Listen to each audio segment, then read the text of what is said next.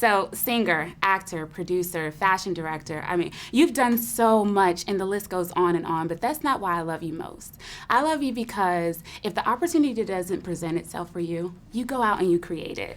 So what was it about Miracles from Heaven that said, yes, I'm going to attach the Queen Latifah brand to this film? I love the story. I love that it's a faith-based film. Mm-hmm. I love that it's something that can uplift people and really just bring them some hope and some light, some love, and make them maybe even look at some of their own situations and how they're dealing with it and make that adjustment, you know. And use that faith to bring them through, And For why sure. not? If I could do a movie over here, there, and the third, why not do one like this as well? Your character, I mean, she does bring so much joy and hope to this family that's just experiencing one of the darkest times of their life. So why do you think it's important that Hollywood continues to embrace films like this, with this kind of narrative, with this kind of, faith and Christian-based theme? I mean, honestly, it's no different than any other thing. Supply and demand. There's a lot of demand. You have to create the supply. Right. There are a lot of folks who want to see faith-based films come out so that they can go take their family and go see it and not have to worry about what's going to come flying across the screen. Right. Which is nice. I want my grandmother to be able to go to the movies and my mom and not have to worry about, what's going to happen in terms of things that they don't need to see or want to see, but really kind of positive things that reinforce the family beliefs, that's fine. And so why not make movies like that? You got to create those films, and I don't look at it as any different than any other kind of films where there's a demand, whether it's urban content, whether it's more films for minorities that want to be seen, and we need to create more of a supply to fill that demand, So it just makes good sense to me. Now, this morning when I woke up, after I said my prayers and I looked up on my vision board, there was your face looking back at me. I mean, and I've only been looking at my vision board for like the past 2.5 months, but it made me think about this film and how I walked away from it. And the quote, you can live every day as if everything is a miracle or as if nothing is a miracle. So my question to you is, has working on this film helped you to pay attention, more closely to the small miracles that happen to us each and every day, and if it's changed you in any way after working on it? I think I kind of did that anyway. I think that was something I normally do. I look for the miracles, because honestly, that keeps me humble. It keeps my feet on solid ground.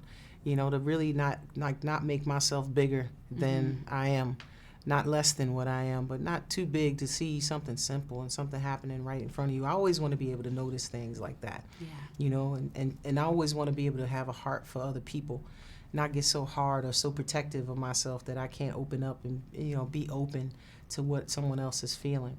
By the way, on your vision board, did you happen to have any Powerball numbers?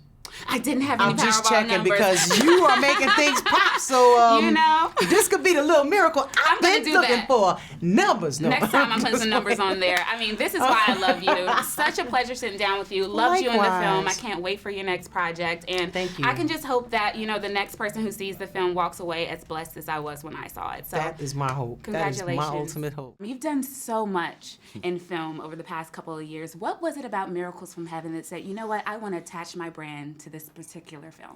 Well, our first experience was with Heaven is For Real that preceded it, and it really shook the nation. When I backed up off of it and thought about it, I think what really shook the nation is that it did not come from Hollywood. It came through Hollywood, but not from Hollywood. Right. It came from America. This is our film. This is us telling our story, parents and moms and dads and workers and checkout people and people who work in grocery stores. We took over Hollywood for a minute, And I think that the film benefited from coming from a very authentic place. Absolutely. Now, my pastor, who just happens to be your son-in-law, Okay. Torrey Roberts, Okay. he spoke to us about how God was going to magnify himself in Hollywood. Can you just talk a little bit about why we need more faith and Christian-based films in Hollywood today? First of all, when you think of Hollywood, I think of Hollywood as I would think of the internet. It's nebulous. It's neither good nor evil. It's a tool through which communication can be derived. And so I think rather than to scream at the darkness, we should light a candle.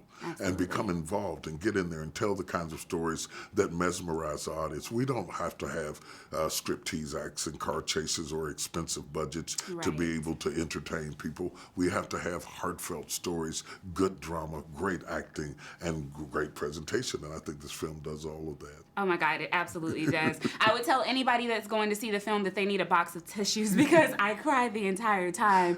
We all know that, making a film and getting to this level is a miracle in itself. Can you talk about any challenges that happened during the filming that made you, really have to dig deep in your faith and say, okay, we're going to make this happen. This is going to be a miracle. This is going to make it to screen. First of all, the story is absolutely amazing. I mean, it's one thing to have a child fall from a tree. Right. It's another thing to have a child fall in a tree. Into a tree. Okay. Head first. Yeah. Okay. Head first. Yeah. The other amazing thing is, how do you recreate that? Absolutely. That was the most intimidating thing in the world. First, to build a tree that an actor could fall through, right. and then create it with such integrity to what really happened that we didn't desecrate the reality of what was a precious and important moment to the Beam family. I think we were able to do that, and that was my big miracle.